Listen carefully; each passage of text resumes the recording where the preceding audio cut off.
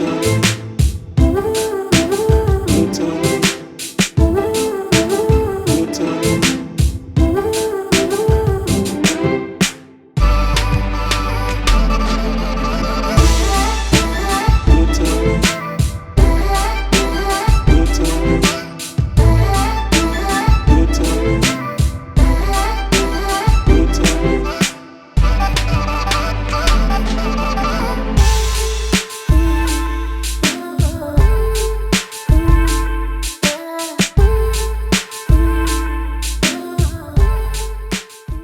to the Holy Bible series, books 17 through 19, which will be Esther, Job, and Psalms. Now, what's it going to do, Esther? Because Esther is, it's not in everybody's Bible, but it's one of those books to where it's like, come on. You understand history. One of the reasons why I put out these ancient history series, so you can understand what's happening, what's taking place, and how they're trying to cover up actual history and try to make things fit and make sense. This is one of those books where they're trying to do this. And if you understand history as we've been talking about it, you'll get it. And when we get into Job, you'll see, they're not really keeping up with the story. They'll deviate. And, we left off with Nehemiah and, what's befalling the Jews. But really, when we pick up in Psalms, it's really going to be getting into, King David, 2 Kings. That's really the story, because for some reason, we'll see what everything that happened with Nehemiah.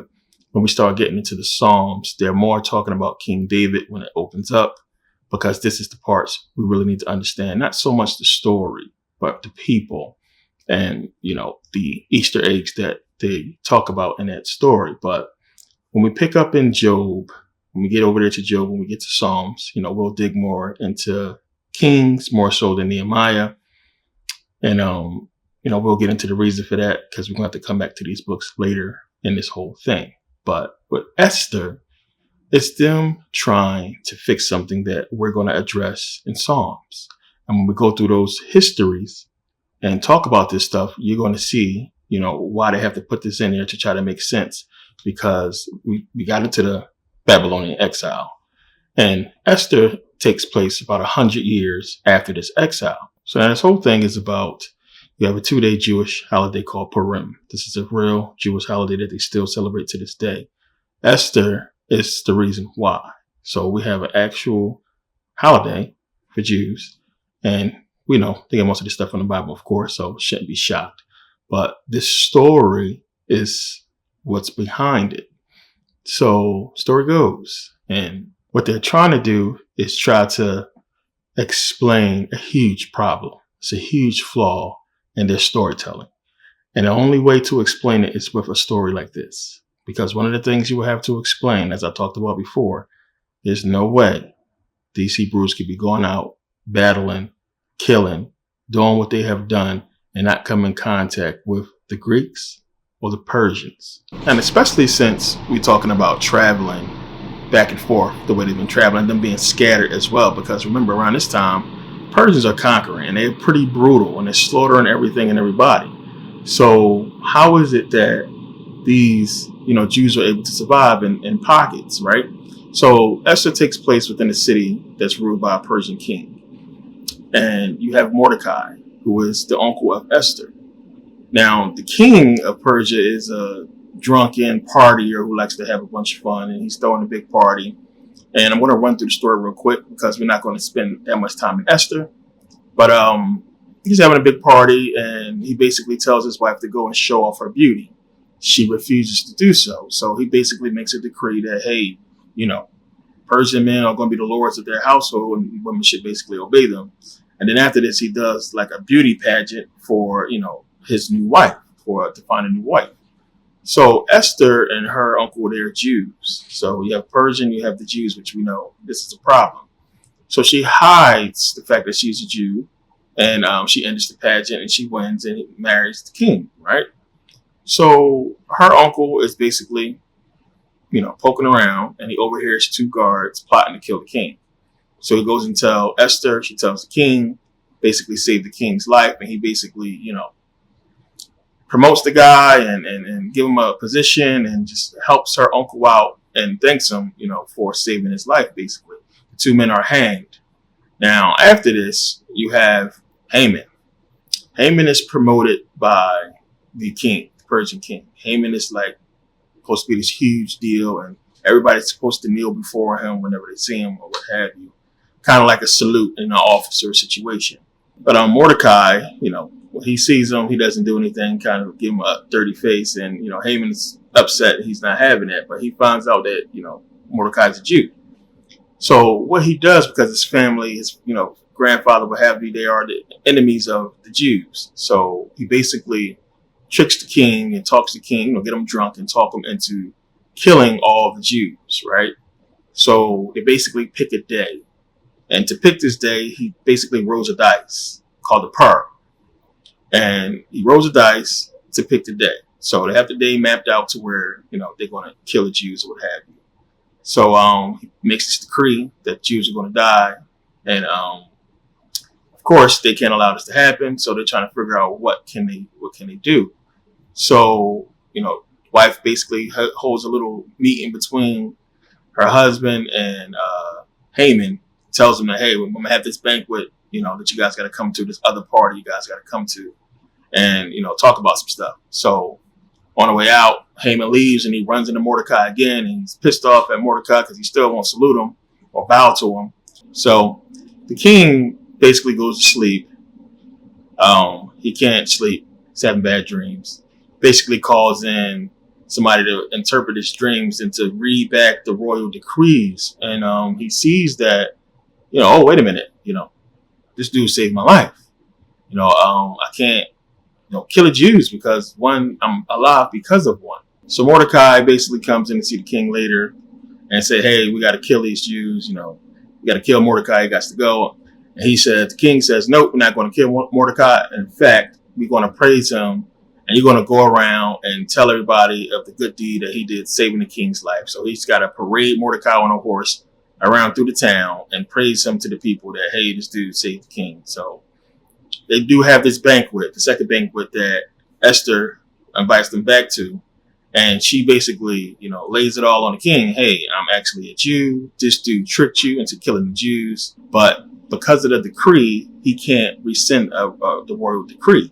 So he creates like a counter decree, to basically fix the problem. And he tells the Jews to defend yourself. So to basically defend themselves against anybody that tries to kill them or anybody that's plotting to kill them. So the first day they defend themselves. The second day, anybody who tried to kill them or is plotting to kill them, they'll go out and wipe them out. And the Jews are successful. They go and kill Haman's family and everybody like that. And then they basically celebrate, what happened, that they're saved and they were able to fight and save themselves because of the Persian king. Mordecai is basically elevated to, second in command next to the king. And then they create this Jewish holiday called Purim, which is named after the dice pur that, Haman threw to decide what day they was going to die.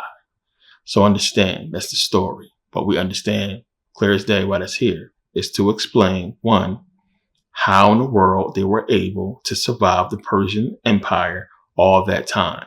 Remember, the Persians come in and conquer the Egyptian Empire. Israel was part of the Egyptian Empire. If these people were there or anywhere near there, scattered, what have you, they would have been wiped out.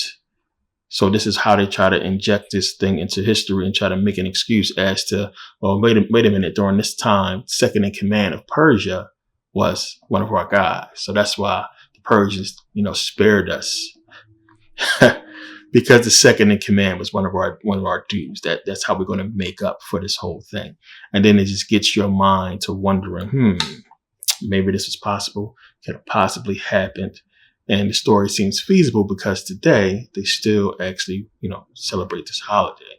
So it is up to the reader or anybody to really look at the story. First of all, God, it's another thing. God does not appear at all in the story.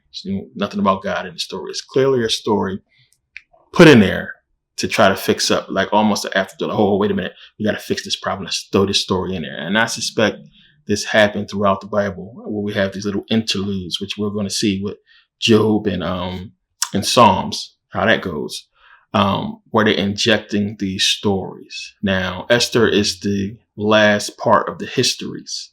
So, we have the law, we have the histories, and then we're getting into now, unfortunately, the poems, as we'll talk about in Job coming up. But it's there to fix a problem that they knew was going to be a problem.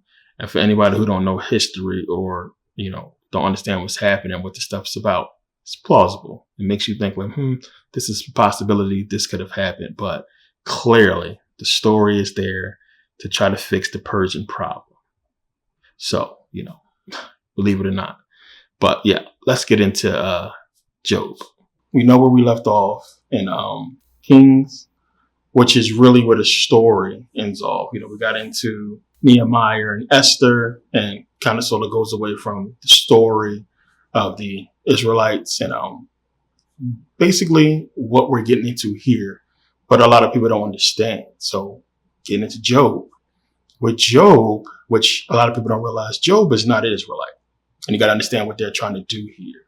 Job is not an Israelite. He's not a Hebrew. So they're getting into a part of the Bible to where it's persuasion. It's like, okay, we fed you all these books of laws and history and bullshit, basically. So now we're trying to get you into a separate understanding that's going to confuse you more and help you to accept our stories. So with Job is not even really, you can get into the story and read. It's a lot of Easter eggs in there, too many to get into. But the overall point of Job, when you read, is to really get you to understand that, shit is going to happen in life and you're going to question it. And since they know they have promised you something that they cannot deliver on, and I always say, if you promise something that you can't deliver on, or if you offer a reward or a prize in a contest that you don't want nobody to win, you make the rules of that contest impossible, to follow. You make them impossible to achieve. And that is what's happening with the Bible. And when you understand that, you're promised all these things and you're told you can get these things if you are perfect. But then there's confusion because they tell you if you pray, you can get these things. But then you're dealing with the guilt of everyday life and living and surviving or what have you. And you're not living right by what the Bible says is correct before God. So you figure, well, that's not the reason I'm not getting what I'm supposed to get. So, how do you, deal with all this? How do you make sense? And that's what Job is about, to get you into an understanding that you can be following God and stuff can go wrong in your life. And there's a reason behind it. But if you stay true to God, you will be okay. But deeper stuff to Job. One of the points, again, is this dude is not a Hebrew. So remember, you have, sons of God or the angels or what have you, basically having a meeting with God, and Satan shows up. And it's like, okay, here's this contest, basically. So God is boasting to Satan, consider my servant Job. Now understand what's happening here. Again, this is not a Hebrew. So what are they trying to say to you? That you don't have to be a Hebrew. You don't have to be one of God's chosen people to have favor with God. You just have to be a person that is following God. So that completely confuses everybody when you start to look at the story this way, because it's like the Hebrews are the chosen one. What is so important about Job that Job, when you read Job, he understands about prayer. He understands about God. This guy is not a Hebrew. So how is it that Job has decided that he understands the God of Israel and praying to the God of Israel and doing everything correctly, and is getting blessed by God, but he's not a Hebrew? But the Hebrews are going out and killing all these people who are not Hebrews, who are not following or worshiping God, but they're also not Hebrews. So now you have this whole thing where people are looking at it and saying, well, wait a minute, I cannot be a Hebrew, because remember, you're trying to get everybody to accept this, but I can't, I don't have to be a Hebrew or a Jew if I'm following God and his commandments, and I can still be blessed by God. Now, this story takes place in Uz, or however you want to pronounce it, UZ, which is not in Israel. And they don't really give any historical context as to where this whole thing is supposed to take place. And again, this is not a Hebrew. He's not an Israelite. And, the story goes, and God basically say, consider Job my servant. And Satan is like, well, this dude is only basically worshiping you because look at him. He got everything. He got wife and bunch of cattle and friends and family and so on and so forth. You basically made his life good. Of course, he's going to praise you. So, the little wager is on, and Satan goes down there and start killing shit and killing cattle, and the people coming back one at a time to Job like, hey, cattle died. Hey, this happened, and stuff fell down on your oxes and on your sheep and what have you. And then lastly, the house falls down on his family that's eating, and he's just left with his wife, who basically is condemning him like, dude, you wrong. Something happened. You did something. God doesn't like you anymore, or what have you. So he's trying to figure out what's going on, but he's still giving praise to God. And then, as more stuff happened, because Satan's last thing he does is he comes down and he gives Job all these boils because, he goes to God and God's like, see, I told you, you're still going to be cool. But yeah, let me risk his life, because anybody would do anything to save their life or say anything to save their life. So all these oozing boils all over his body and what have you, Satan puts on him. And then that's the last we see of Satan in the book of Job. He basically exits. And then like whatever point he was trying to make with Satan and God, you don't really understand the point, which is getting you to understand. And it has nothing to do with that. This is about you, and it's trying to tell you something. Of course, we're going to look at it and say, well, why would God try to impress the devil or have any type of bet with the devil, for anybody that's praising him? It doesn't fit. It doesn't make sense. But the story is to you, the reader, to really understand. But then he has 3 friends that come. And the 3 friends also not Hebrews. So it's Eliphaz, Bildad, and Zophar, I believe, the Temanite, the Shuhite, and the Naamanite. Which you would think is, from the tribes, but not. But they have that funny name. But these guys come, and they basically telling him, hey, you did something wrong, or you sinned against God, and they're giving him all these reasons why they believe this is happening to him. And he's like, whatever, walks off, forget you guys, you don't know what you're talking about. So, this happens, and Job is basically pissed, and he starts to curse God and, say God is a bully and all this and that. And then his 3 friends are, who are you to basically, you're wrong to talk against God, and who are you to say something against God, and so on and so forth. So they go on to basically talk to you, the reader, when they're saying, he's talking to Job in the book, but it's basically to you, saying that God punishes the bad, rewards the good, and so on and so forth. So this is to get you into the whole thing that, okay, if I do good, if I do what I'm supposed to do and follow the commandments and follow God, things are going to be good. But, possibly this whole thing happened, for you to read it to discern. Maybe this whole thing happened to God, happened to Job, because God was trying to, prove a point or to test him. And that's the main thing. God is going to test you. And you hear that a lot from preachers. So again, this story is to you. And it's one of these things where you can get really caught up in the book of Job, but the overall thing is speaking to you and to get you sucked into the faith. This is a theme for this section of the Bible, as you'll see as we go on. This is the theme for this section. So it's really getting into, I said, the prayers, the praises, the songs, or what have you. And all this is to really get you more, entrenched into the whole Bible story and glory of God with these stories.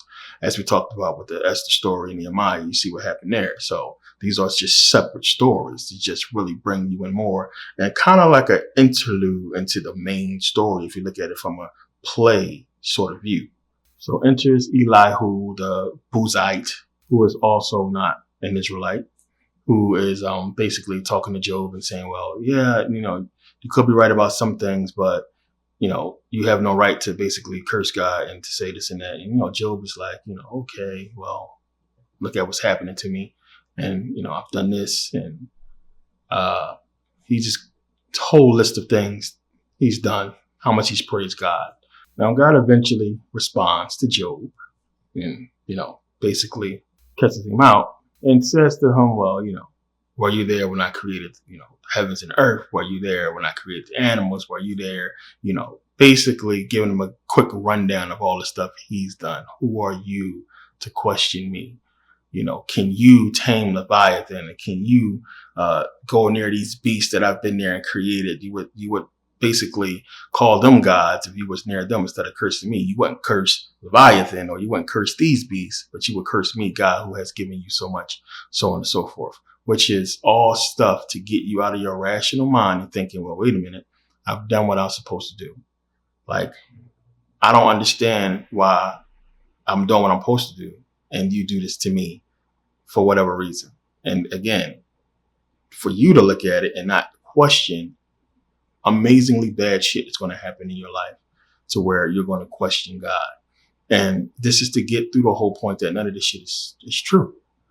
If you're going to have a contest where you don't want nobody to win, as I said, you have to make the rules impossible to follow. This is real life.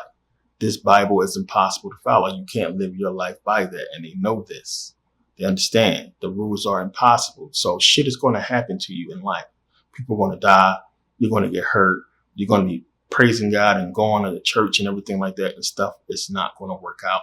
And that's what this story is, to get you into the whole thing that, no matter how much praise you give or how good you are before God, and if God is even bragging about you, something can happen or God can tempt you or test you.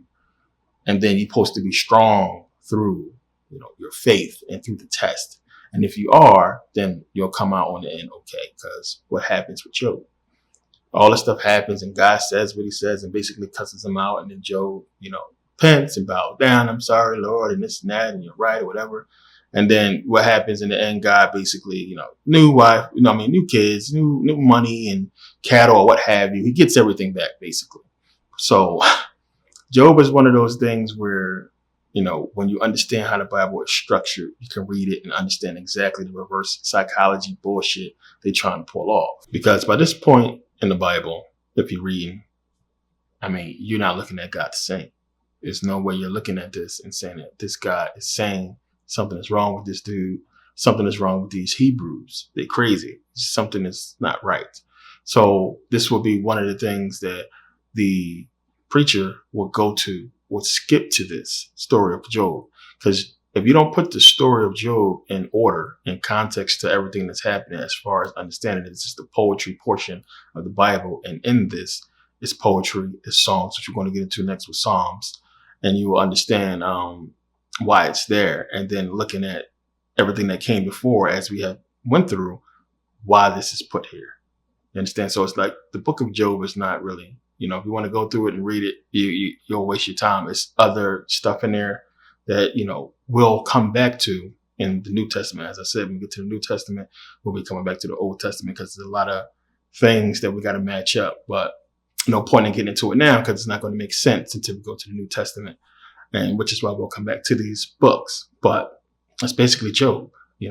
No real reason to get too much deeper into it because that's what it's about. It's reverse psychology. It's to get you to understand why bad shit happened and, God is not there for you. He could be testing you. So stay faithful in prayer and stay faithful to him and everything can be rectified. So when stuff go bad in your life, what do people do? They go pray, but they also, frantically try to fix it. And then when they fix it, God's testing you. You see memes all the time. God is testing you. Be careful. God could be testing you. Your bad times could be God testing you. And then I don't know nobody that if you're struggling or you're going through something, you got to get up and go do something about it.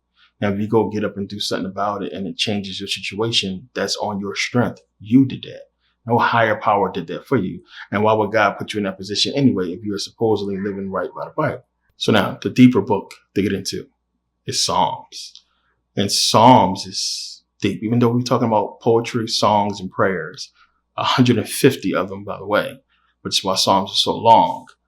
It's basically like, Chronicles, kind of going through the Bible and stuff that happened. Because now it's trying to get you ready to get back into the story, you might as well say. But let's go through it and understand what happened is what Psalms is about.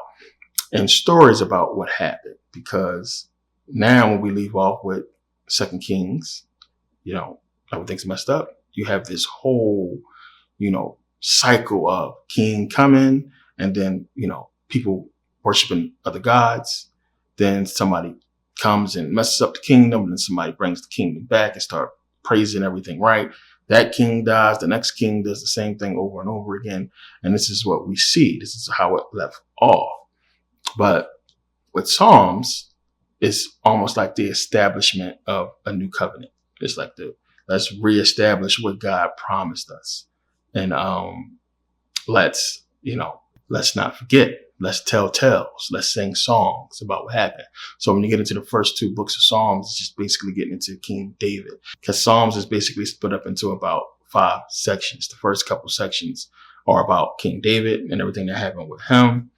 And then we get into basically the tragedy, all the bad stuff that happened.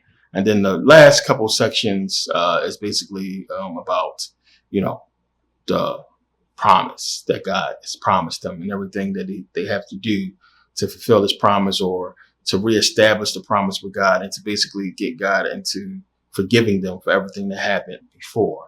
Poems and praises or what have you, about the history and, to God. So the first two is basically into, as I said, King David and what happened. And then it's kind of sort of prophesizing the coming of another king that's supposed to help them through this situation. So Psalms comes from the Greek word psalmos, which basically means songs that are sung with a harp, and Greek, of course. And it's really funny because it's like, at this point in the book, what is this? Well, what is this? Why are we deviating away from the story?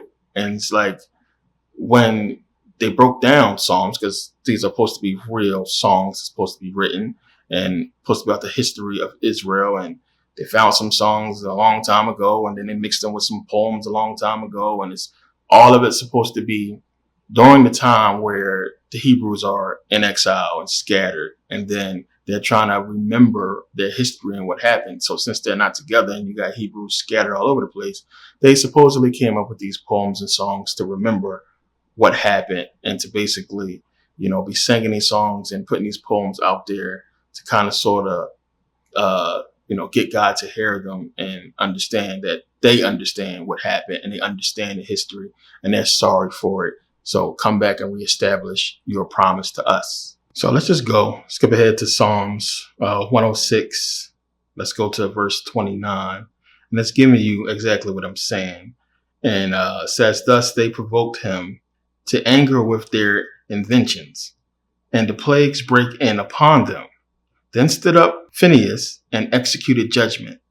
And so the plague was stayed, and that was counted unto him for righteousness unto all generations forevermore. They angered him also at the waters of strife, so that it went ill with Moses for their sake, because they provoked his spirit to that he spake unadvisedly with his lips. They did not destroy the nations concerning whom the Lord commanded them. So they basically, as I said, going through the history of what happened and why they are where they are, but were mingled among the heathen and learned their works. And they served their idols, which were a snare unto them. Yea, they sacrificed their sons and their daughters unto devils, and shed innocent blood, even the blood of their sons and of their daughters, whom they sacrificed unto the idols of Canaan, and the land was polluted with blood. Thus were they defiled with their own works, and went a-whoring with their own inventions. Therefore was the wrath of the Lord kindled against his people, insomuch that he abhorred his own inheritance. So again, they basically gone through the history. This is what happened. So it's songs and poems or what have you. And it's important because it's a lot of things to note with this whole thing, and to go back into 2 Kings and to look at what happened.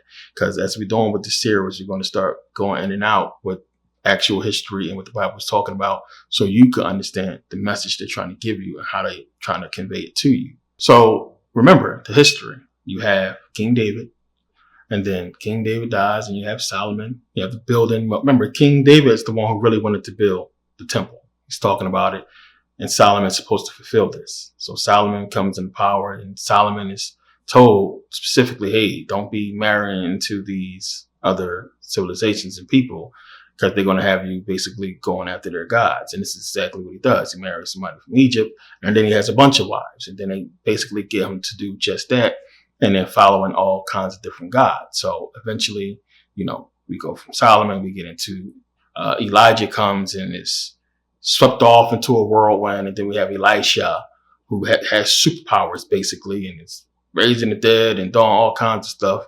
And and the people are basically split. Remember, you have Judah and the people that's in Judah, and then you have the people that's in Israel, and it's split and being ruled by two different kings.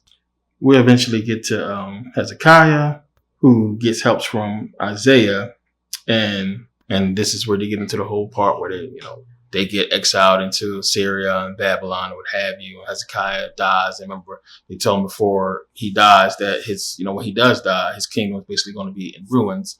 And this is when Nebuchadnezzar is supposed to come and just lay waste to Judah and Israel. And then it's basically where we leaving off with the same stuff happening over and over again with, rulers coming in and scattering the people, and then the people basically not obeying God. So this is where we basically leave off where everything messed up. And that's what the songs are about. And it's like, okay, we understand we messed up. This is what happened. We acknowledge it. And then, what are we going to do to fix it? Now, you have to notice in this story that there's a lot of involvement with Egypt, because they're trying to basically fit these people within the timelines we talk about. Because, David was supposed to fulfill the promise, that God gave, to his ancestors, and he didn't do that. Solomon, all he had to do was God was going to give him everything. He told him straight up, if you listen, you and your kids, if y'all follow me and listen, y'all basically set. Soon as y'all start basically marrying outside of the people and going against, following other gods, it's going to be a problem. And this is one of the biggest things we're going to get into in this video and upcoming videos about this, because it's going to blow your mind when we start touching on this whole other gods thing. But he doesn't do it. We see what happened. But the point is, they're trying to inject these people in a timeline with Thutmose III. So you'll see people make that reference, because this is one of the reasons why I came back up with this video, because a lot of people are getting into that. And the Bible story tells us that Solomon married one of Pharaoh's daughters. They never say the Pharaoh. They never talk about the family, the Egyptian family, except for, he married one of the pharaohs. And supposedly, Solomon's temple was built somewhere close to this Egyptian kingdom. Now, you have to understand when you read the Bible, a lot of people ain't going to pick up on this. A lot of times they're letting you understand how, and you should understand already, this is Egyptian territory. And this is how they get through all that, by not really being specific about certain places and people. Because during this time, supposedly, this is Egyptian territory. Israel is being ruled by the Egyptians. This is all black people here. So they're trying to tiptoe around this. And you understand, if you're going to be doing anything here, you're dealing with the Egyptians, and they know this. Now, the whole thing is, when you understand the story and what it's talking about in that story about Gezer being burnt to the ground, this is stuff that we can prove that Moses had this city burnt to the ground. It was rebuilt, and it was supposedly burnt down again or destroyed by Merkabah. So they trying to, and this is what the Merkabah stela is about. This is one of the reasons why I went to go see it in the Cairo Museum and talk to the curator and people about that whole thing and was it edited, because in the Merkabah stela it's talking about Merkabah burning this city Gezer, which that's what it's saying, that, but they changed it to Israel. That's broad. That's not specific enough. He didn't burn down the entire Israel. So, and I can get into that whole thing. It's changed, and none of them believe that it says Israel, but because it didn't exist around this time, of course. But this is how they're trying to make the connections and connect those dots to make these people fit within history. The thing is, when Merkabah destroyed this city, this is the 13th century we're talking about. So there's no way in the world, the timeline doesn't fit with Solomon and Solomon's temple. So it doesn't fit within that timeline. So Solomon himself is supposed to have lived between, I think, 970 to like 931 BC, which we know is bullshit.